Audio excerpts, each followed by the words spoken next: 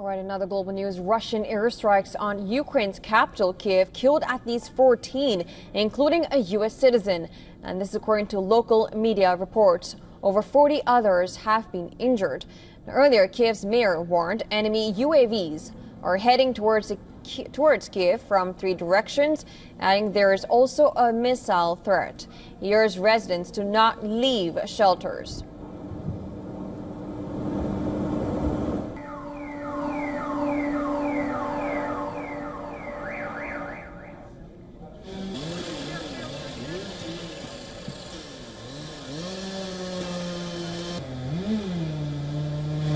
Ukrainian President Volodymyr Zelensky's chief of staff, Andriy Yermak, slammed the new Russian strikes on residential buildings in Kyiv, saying on Telegram that Moscow was continuing its war against civilians.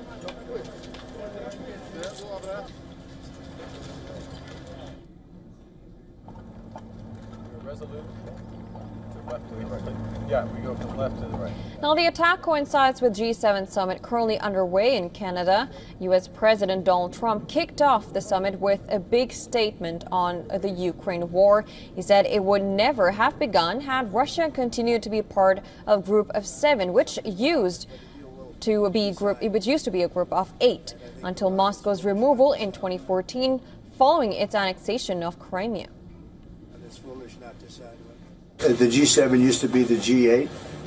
Barack Obama and a person named Trudeau didn't want to have Russia in. And I would say that that was a mistake, because I think you wouldn't have a war right now if you had Russia in. And you wouldn't have a war right now if Trump were president 4 years ago. But it didn't work out that way. As Trump is departing the summit a day early amid escalating tensions between Israel and Iran, he would miss meeting his Ukrainian counterpart. Zelensky had earlier said he wanted to discuss buying U.S. weapons with Trump.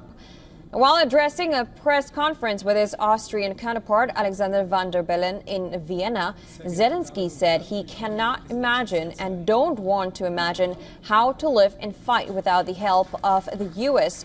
He also highlighted how it was important for the U.S. and Europe to make sure that the alliance between the two does not fall apart.